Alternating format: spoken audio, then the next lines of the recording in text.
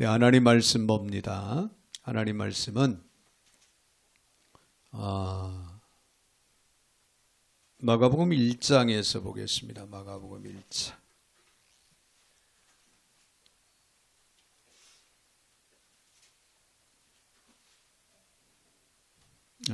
마가복음 1장 35절 더 39절까지 제가 받들어 봉독에 올리겠습니다. 새벽 아직도 밝기 전에 예수께서 일어나 나가 한적한 곳으로 가사 거기서 기도하시더니 시몬과 및 그와 함께 있는 자들이 예수의 뒤를 따라가 만나서 이르되 모든 사람이 주를 찾나이다. 이르시되 우리가 다른 가까운 마을들로 가자. 거기서도 전도하리니 내가 이를 위하여 왔노라 하시고 이에 온 갈릴리에 다니시며 그들의 여러 회당에서 전도하시고 또 귀신들을 내쫓으시더라. 아멘. 39절까지 받들어 봉독에 올렸습니다. 사랑의 주님 감사와 영광을 올려드립니다.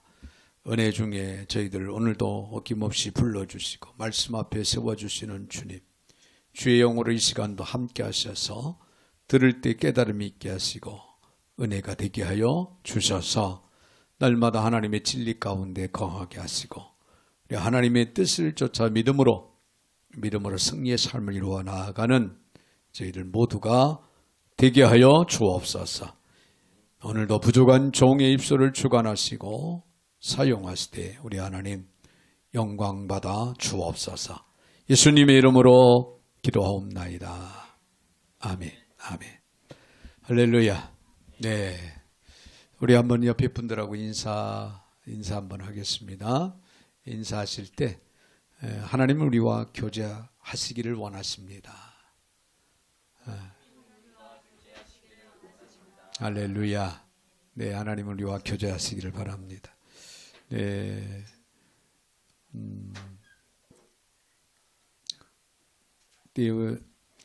오늘 마가복음 1장 35절로 39절에 있는 말씀, 하나님과 가졌던 교제의 모범, 그런 말씀으로 우리 같이 생각하면서 은혜를 나누기를 원합니다.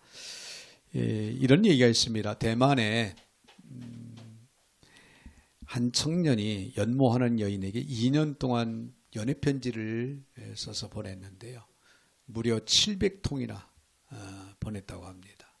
2년 동안 700통령의 연애편지를 써서 보냈는데 그 연애편지 역사상 아마 세계 신기록이라고 할 정도로 그렇게 많은 편지를 보냈는데요. 매일 한 통씩 편지를 써서 그 사랑하는 여인에게 보냈다고 합니다. 그런데 여러분, 그 여인이 어떤 사람하고 결혼한 줄 압니까? 700여 통의 연애 편지를 전해준 우체부 아저씨와 결혼을 했다고 합니다. 네, 글로 접하는 것보다 직접 얼굴을 대면하는 것. 매일 이 우체부 아저씨는 그 여인을 만난 거예요. 편지를 전달하기 위해서. 더욱 호감이 가고 사랑이 깊어진 거예요. 자, 우리가 말씀과 기도를 통해서 하나님을 매일 만나 하나님과 많이 교제하는 사람이 하나님을 사랑하게 돼 있습니다. 할렐루야. 그리고 하나님의 사랑을 받게 돼 있습니다. 그런 사람이 하나님을 통해서 응답을 받고 하나님의 축복을 받게 되는 겁니다. 성경학자인 토저는 이렇게 말했습니다. 열심히 있는 그리스도인들이 범할 수 있는 가장 보편적인 과오는 하나님의 일에 너무 바쁘다는 거예요.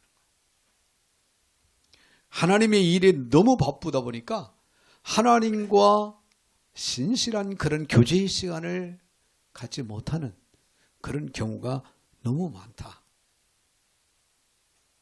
이해가 되시면 아멘? 자, 토저 박사는 계속해서 말합니다. 이런 사람들은 하나님과의 교제를 등한히 여기는 사람들이 그러다 보니까 조만간 하나님의 일에 대한 의욕조차도 상실하게 되고 시험에 들 가능성이 많다. 그런 말을 했다고 합니다. 무슨 얘기입니까? 하나님과 영적인 교제를 갖는다는 것이 매우 중요하다는 거예요. 그것도 매일매일 순간순간. 할렐루야. 네. 자, 오늘 본문의 말씀을 보면은 예수 그리스도께서 분주한 가운데서도 기도를 통해 하나님과 교통하는 일에 그런 게을리하지 않으셨다는 거예요. 사람들의 인기에 연연하지 않고 오직 복음을 온전히 전하기 위해서 예수님은 최선을 다했고요.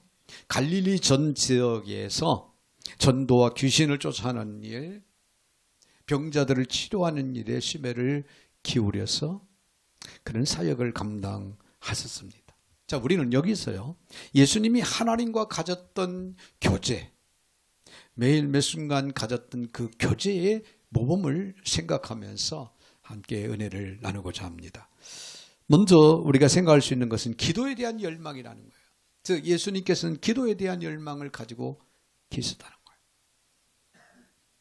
본문의 하루 전날인 안식일은 예수님에게 매우 바쁜 하루였습니다. 예수님이 안식일에 회당에 들어가서 설교를 하십니다. 그리고 귀신들을 쫓아내시는 축사 사역을 감당을 하시죠. 그래서 오늘 본문의 29절 거슬려서 올라가서 보면은 그런 말씀이 나옵니다. 예수님은 시몬 베드로 장모의 집에 장모의 그 열병을 치유하는 사건을 우리가 보게 됩니다. 또 그 마을에 많은 사람들이요, 베드로의 장모가 열병을 치료받았다는 소식을 듣고 많은 사람들, 즉 환자들이 몰려들었어요. 그래서 예수님께서는 그 많은 환자들을 위해서 기도해주고 치료해주는 그 사역을 감당을 하셨습니다. 안식일의 밤은 그렇게 저물어 갔습니다. 얼마나 바쁜 하루였겠습니까? 얼마나 예수님께서 피곤하셨겠습니까?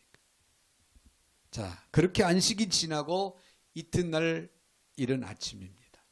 이른 아침에 예수님이 무엇을 하셨다고 하셨습니까? 오늘 본문의 35절을 보면은 새벽 아직도 밝기 전에 예수께서 일어나 나가 한적한 곳에 가서 거기서 뭘 하셨더라? 기도하셨더라. 할렐루야.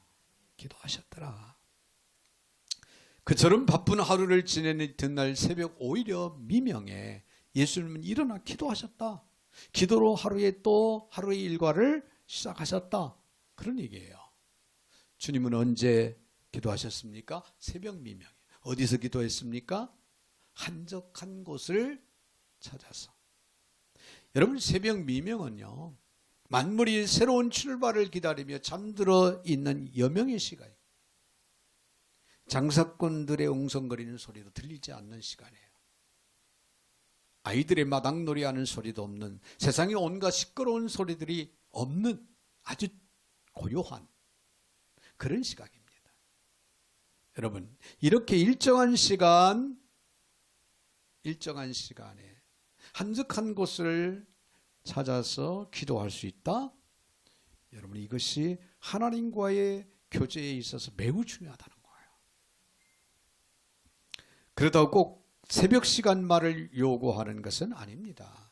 자기에게 적당한 시간, 또 적당한 장소도 괜찮습니다. 꼭 예배실, 예배당만이 아니라 한적한 곳이 어느 곳이 됐든 간에 기도할 수 있는 그런 장소라면은 여러분 중요합니다. 필요합니다. 중요한 것은 기도를 계획하는 겁니다. 아, 기도해야 되겠다. 매일매일 이른 아침. 할렐루야. 이 계획이 우리에게는 매우 중요합니다. 왜냐하면 계획은요, 습관을 갖다 줄 수 있기 때문에 그렇습니다. 우리는 기도의 열망이 있어야 됩니다. 기도를 계획할 수 있는 자세가 우리에게는 필요합니다. 네, 그렇습니다. 예수님에게 기도는 무엇이었습니까?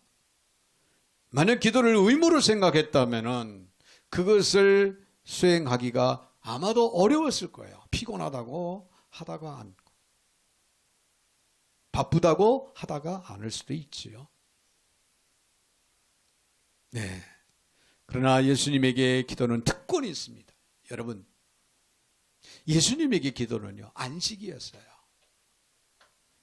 여러분, 무슨 말입니까? 예수님께서는 하나님과 기도를 통해서 교제하면서 쉬셨다는 거예요. 안식하셨다는 거예요. 위로를 받고 힘을 얻고 용기를 얻는 그런 시간이었다. 그런 얘기예요. 저는 예수님의 이런 모습을 볼 때 유명한 종교개혁자 마틴 루터의 이야기가 생각이 납니다. 마틴 루터가 이런 말을 했어요. 요즘 내가 바빠진다.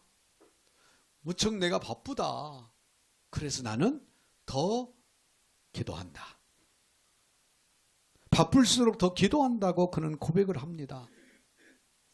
그는 그렇게 일지에 기록을 하고 있습니다. 자, 반면에 요즘 내가 너무 바빠. 너무 바빠서 기도할 시간이 없어. 자, 우리가 보편적으로 하는 그런 고백이죠. 여러분은 어떻습니까? 여러분 바빠서 기도할 시간이 없습니까?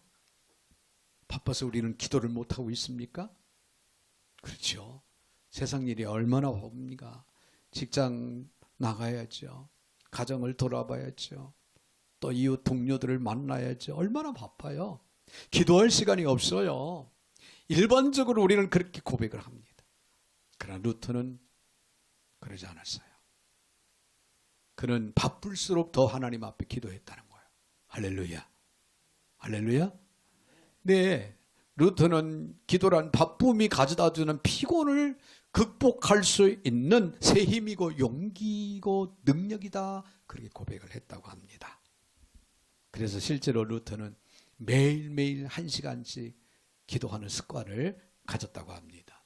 그리고 루터는 생애의 마지막이 다가왔을 때는요, 하루 24시간 중에서 시간의 11조, 약 2시간을 하나님 앞에 드려야 되겠다. 이렇게 생각하고 이제 노후에는 하루에 2시간씩 하나님 앞에 기도했다고 합니다. 왜 그랬을까요? 그에게 기도는 안식이었기 때문에 그렇습니다. 쉼이었다는 거예요. 그에게 기도는 위로를 받는 시간이었고 새 힘을 공급받는 시간이었기 때문에 그렇다는 거예요. 중요한 것은 나만의 시간, 기도하는 시간, 나만의 기도 장소를 계획하는 일이 중요하다는 거예요. 여러분, 본질은 기도입니다. 할렐루야. 어떻게 기도하느냐는 그렇게 중요하지 않습니다. 어떤 방식, 어떤 형식으로 우리가 기도할 것인가, 이것은 그리 중요하지 않습니다. 중요한 것은 기도의 계획입니다. 기도하는 겁니다. 기도는 기도에 대한 열망을 가지는 거예요. 열망. 여러분, 지금까지 영적인 삶을 살아오면서 우리는 기도에 대한 얼마나 열망을 가지고 살아왔습니다. 저희들이 이곳에 와서 선교관을 운영하고 또 우리가 이곳에서 평안한 마음으로 하나님 앞에 예배드릴 수 있는 근거가 무엇이었습니까? 기도였어요. 할렐루야. 1000번제를 우리가 2번 드리지 않았다고 하면 생각만 해도 끔찍합니다. 생각만 해도 끔찍해요. 그런데 1000번을 2번 통해서 하나님 앞에 엎드려짐으로 인해서 하나님의 이 놀라운 역사 속에 우리가 쉼을 얻는 거예요. 새 힘을 공급받고 위로를 받고 하나님의 능력 가운데 우리는 새롭게 도전하는 겁니다. 할렐루야. 예수님께서는 기도에 대한 열망을 가지셨습니다. 또한 더 나가서 우리가 생각할 수 있는 것은 교제에 대한 열망이 예수님은 계셨다는 거예요. 교제에 대한 열망이 있었다. 누구와? 하나님과의 교제. 오늘 본문에서 우리는 교제를 위한 주님의 계획을 볼 수가 있는데요. 35절 말씀을 다시 한번 봅니다. 새벽 아직도 밝기 전에 예수께서 일어나 나가 한적한 곳으로 가사 거기서 뭘 하셨더라? 기도. 누구한테? 하나님 앞에. 전능하신 하나님께 기도를 통해서 하나님과 교통하는 시간, 교제의 시간을 그는 가졌다는 거예요. 저는 주님이 피곤한 안식일을 마치고 하루를 마무리하실 즈음에 틀림없이 이튿날 그 다음날 아침을 계획하셨으리라고 생각을 합니다.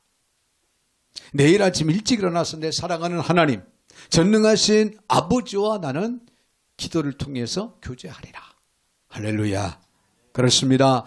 주님은 이처럼 기도를 통해 하나님과 교제를 위해서 적합한 시간, 적합한 장소를 결정을 하셨습니다. 의도적으로 계획하셨다, 그런 얘기예요. 하루하루의 삶 속에서 우리는 오늘 우리가 하나님과 어떤 관계 속에서 살아왔는가를 생각하면서 취침의 자리에 들어서야 됩니다.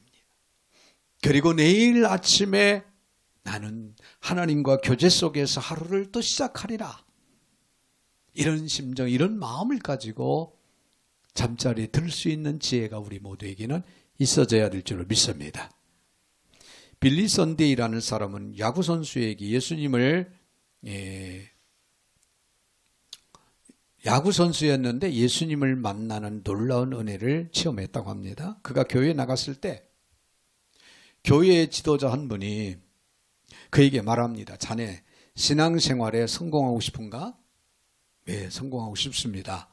그러면 3가지를 계획을 하시게나. 그 3가지 계획이 뭐냐면은, 첫째는 날마다 15분씩 기도해라.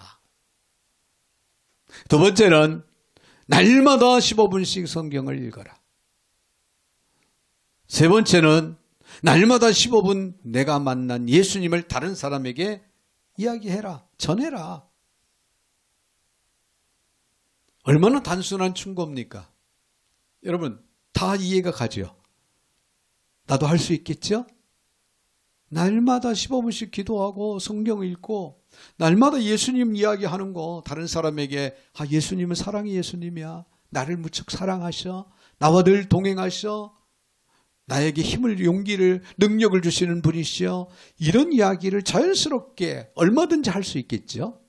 중요한 것은 그런 계획을 가지고 내가 사느냐가 중요한 거예요. 할렐루야.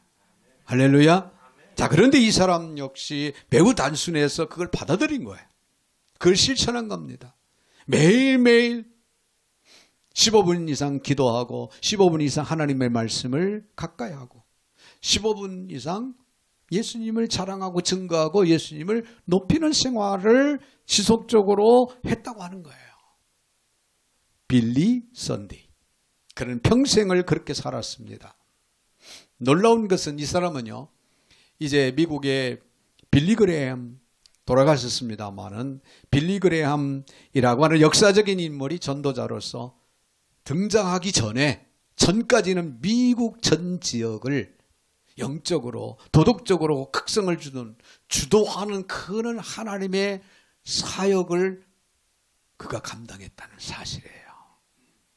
할렐루야. 놀라운 일이 아닐 수가 없어요, 여러분. 매일매일 기도하는 습관, 매일매일 성경 읽는 습관, 매일매일 입술을 열어서 우리의 삶을 통하여 예수님을 전하는 습관, 짧은 시간이라도 그것이 나의 인생을 완전히 바꿔놓고 놀라운 하나님의 사역을 감당할 수 있는 힘과 능력을 얻게 된다. 그런 얘기예요. 사람마다 어떤 열망을 가지고 인생을 살아갑니까? 우리 각자에게 물어보면 나름대로의 가지고 있는 열망이 있어요. 어떤 사람은 부유해지기를 열망할 겁니다. 어떤 사람은 건강해지기를 열망할 거고, 어떤 사람은 인기가 있는 삶을 살아가기를 열망할 거예요. 또 어떤 사람은 출세하고 성공하기를 열망하는 그런 사람도 분명히 있을 겁니다. 주님의 열망은 무엇이었어요? 주님을 지배하고 있었던 가장 커다란 열망은 하나님과의 교제였습니다.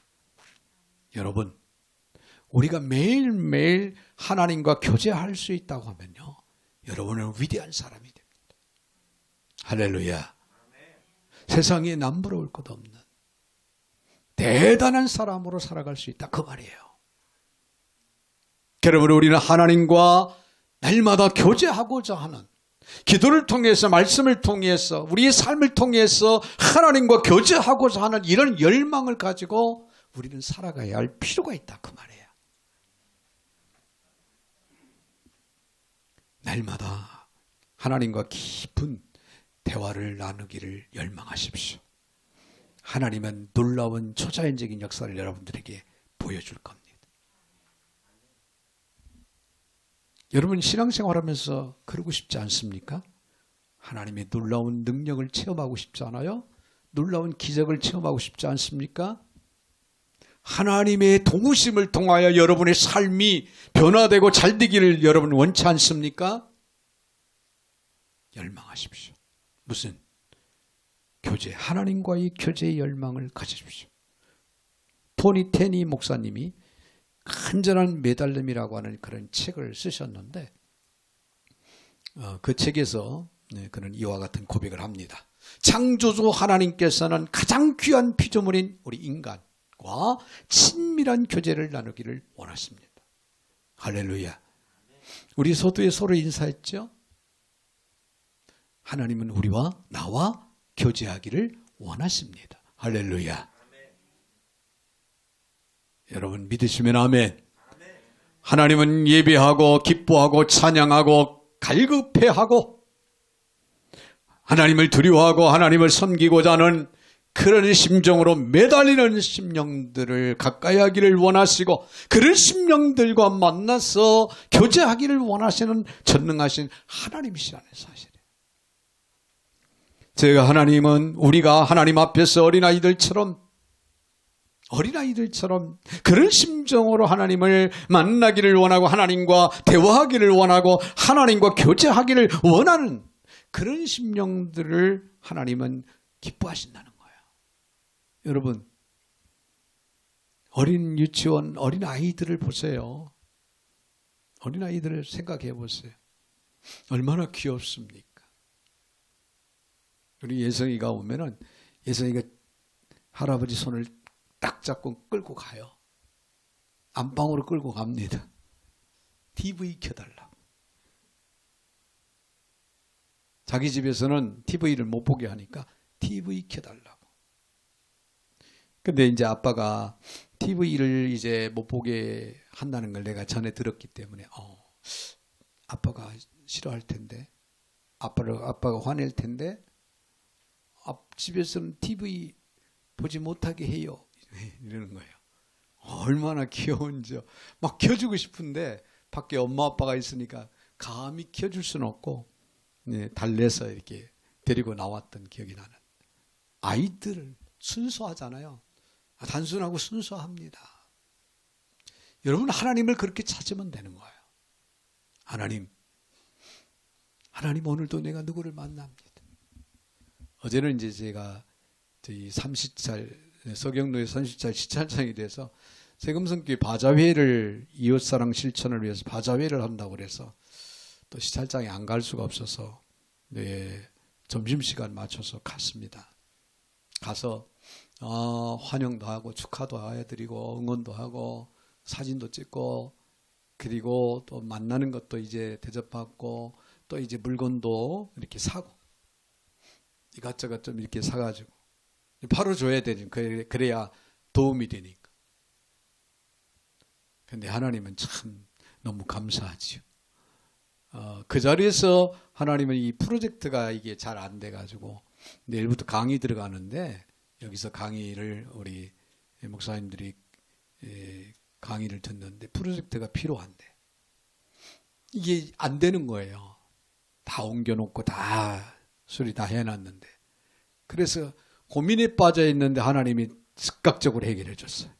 그 자리에서 어느 한 목사님한테 프로젝트에 대해서 좀 아느냐 그랬더니 왜 그러냐고 그래요. 사실 이래서 이렇다 그러니까 그러면 저희 거 뛰어가세요. 거기 쓰지 않느냐. 우리는 다른 걸로 씁니다. 신도리코 좀 시계 오래됐지만은 그때 당시는 이게 상당히 좋은 거 비싸고 근데 이걸 갖다가 설치를 했는데 너무 잘 되는 거예요. 전동 스크린까지 가지고 왔어요. 아직 달지는 못했는데. 근데 하나님의 은혜. 아침부터 새벽에 일어나서 제가 기도를 했습니다. 하나님 오늘은 몽골의 사역자들이 오십니다. 내 이 가장 문제가 다 준비가 돼 있는데 완벽하게 준비를 다 해놨는데 빔 프로젝트만 제가 아직 준비를 못했습니다. 되는 줄 알고 했는데 되지 않습니다. 아무리 애를 써도 안 됩니다. AS 전화를 했는데도 해결 방법이 없습니다. 시간이 없습니다. 그렇게 기도했어요. 근데 하나님 들으셨어요. 할렐루야. 얼마나 단순하고 순수한 기도였는가. 내가 내 자신을 돌아봐도 그런 생각이 들어요. 아, 하나님 앞에는 나의 사정을 그대로 이야기하면 되는구나. 할렐루야. 여러분, 하나님과 교제하고자 하는 열망이 우리에게는 꼭 필요하다 그 말이에요. 한 가지 더 나아가서 우리가 기억할 수 있는 것은 교제의 결과가 반드시 있다는 겁니다. 하나님과의 교제의 열망의 결과. 자, 우리 예수님이 하나님과 교제한 후에 어떤 결정을 내리십니까? 오늘 본문 36절, 37절을 봅니다. 시몬과 및 그와 함께 있는 자들이 예수의 뒤를 따라가 만나서 이르되 모든 사람이 주를 찾나이다. 새벽 기도하던 장소까지 예수님의 제자들이 쫓아옵니다. 그리고 뭐라고 말합니까? 예수님의 제자들이 예수님께 많은 사람들이 주님을 찾고 있습니다. 베드로의 장모의 열병을 치료해주고 그 마을에 소문이 쫙 퍼져서 많은 사람 환자들이 예수님을 찾아와서 그들을 치료해 주었더니 그 소문이 더 이웃 마을까지 퍼지다 보니까 많은 사람들이 예수님을 찾아온 거예요. 이제 주를 찾나이다. 이 원어로 보니까 집요하게 추적하다 그렇게 담겨 있어요. 집요하게 추적하다. 여러분, 아픈 사람들이요 치료받을 수 있는 길이 있다면은 어떤 어려움이 있어도 그 길을 찾아 나서지 않겠어요? 집요하게 물어 추적을 해서 예수님을 드디어 찾아오게 된 거예요. 수많은 사람들이. 자, 주께서 전날에 많은 병자를 고치셨죠. 많은 병자를 고치면서 그들에게 복음도 전했습니다. 그런데 또다시 많은 사람들이 찾아와서 예수님을 만나기를 원한다는 것을 제자들이 지촉을 합니다. 이때 반응을 봅시다. 예수님이 어떤 반응을 보였어요? 38절에 이르시되 우리가 다른 가까운 마을들로 가자. 거기서도 전도하리니 내가 이를 위하여 왔노라. 엄격하게 말하면은 제자들의 그 요청을 거절하신 거예요. 즉 예수님은 사람들의 그 압력에 따라서 사람들이 하자는 대로 일방적으로 인기에 연연해서 사역을 하시는 그런 예수님이 아니셨다는 거예요. 이해가 되시면 아멘? 드디어 하나님의 뜻에 따라 행보를 옮기시는 주님. 어제는 이 마을에서 복음을 전하고 병자들을 고쳐주었으니까 오늘은 다른 마을로 가자. 아직 복음을 받아들이지 못한 그런 사람들이 있는 그 마을로 가서 그들도 치료해주고 그들에게 복음을 전하자. 그런 얘기예요. 성경은 어떻게 말하고 있습니까? 39절. 오늘 본문 39. 이 온 갈릴리에 다니시며 그들의 여러 회당에서 전도하시고 또 귀신들을 내쫓으시느니라. 자, 병을 고치는 것도 중요하지만은 예수님이 이 땅에 오신 목적은 병 고치는 게 아니라 전도하는 거라는, 복음을 증거하는 거라는 거예요. 생명의 구원의 역사를 위해서 이 땅에 예수님은 오셨다. 그런 얘기입니다. 할렐루야. 그래서 이곳에서 이만큼 전도했으면 됐으니 오늘은 다른 마을에 가서 전도하자. 그렇게 말씀하신 거예요. 예수님은 삶의 분명한 목적을 알고 계셨습니다. 이 땅에 나는 인기를 얻기 위해서, 출세하기 위해서, 성공하기 위해서 이 땅에 온 것이 아니라 많은 영혼을 구원하기 위해서 이 땅에 오셨다 그 말이에요. 이 삶의 목적을 분명히, 이 땅에 오신 목적을 분명히 예수님은 알고 계셨다. 그것이 하나님의 뜻이라는 사실입니다. 한 걸음 한 걸음 그 목표를 향해서 나아가는 인생을 예수님은 그래서 살으신 거예요. 더 많은 곳으로 가셔서 하나님의 뜻에 복종하셨기 때문에 갈릴리 전역에, 갈릴리 전체에 하나님의 영광이 높이 드러나게 됐더라 기록하고 있습니다. 할렐루야. 그런데 여러분, 현대인의 삶은요, 삶의 모습을 보면 두 가지 유형이 있습니다. 자, 잘 들어보세요. 하나는 충동적인 삶, 충동적으로 행동하는 그런 삶을 살아가는, 그런 충동적인 일에 끌려서 살아가는 그런 삶을 살아가는 사람들이 있는가 하면은, 반면에 또 하나는 소명을 위한 삶을 살아가는 사람들이 있어요. 소명, 부르심에 대한 깊은 깨달음 속에서 그 부르심에 응하기 위해서 살아가는 삶을 살아간다, 그런 얘기예요. 여러분, 무엇이 중요한지를 깨닫고 생각하고 계획해서 그 소명을 따라 사는 그런 사람들, 별로 의미 없는 일에 바쁘게 끌려다니며 충동적인 인생을 사는 사람들, 이런 두 분류의 사람들을 우리가 생각할 수가 있는데요. 여러분, 우리는 어떤 분야의 삶을 살아가고 있는 사람들인가? 우리는 충동적인 삶 혹은 끌려다니는 그런 삶을 살아간다면 그의 인생에는 생산적인 삶이 되지를 못합니다. 기대할 수가 없어요. 그러나 소명을 위한 삶을 살아가는 사람은 하루하루 어떻게 보면은 너무 따분하다, 이런 생각이 들지는 모르겠지만 결과적으로는 의미가 있는 삶을 살아가는 거예요. 할렐루야. 저는 오늘 이 시대를 살아가는 우리 한국인의 가장 염려스러운 문제는 충동적인 삶을 사는 그런 경향, 그런 사람들이 너무나도 많다는 거예요. 무엇이 중요한지 모르고 우선순위도 모릅니다. 바쁘긴 무지하게 바쁩니다. 매일매일 바빠요. 만나는 사람도 많고 뭔가 하는 일도 많이 있어요. 의미 없이 끌려다니는 사람들. 시간이 얼마나 소중한 시간인데 그 시간을 이렇게 낭비하는 그런 삶을 살아가는 사람들 참 많다는 거예요. 왜 한국인은 여유를 잃어버리고 의미 없이 바쁘기만 한 인생을 살아갈까요? 전문가들은 그 이유를 산업화 과정에서부터 한국인이 변했다, 그런 이야기들을 하고 있습니다. 특히 우리는 먹는 음식 속에서 인스턴트 문화가 요인이 되고 있다는 거예요. 뭐 인스턴트 음식이 얼마나 요즘 잘 나옵니까?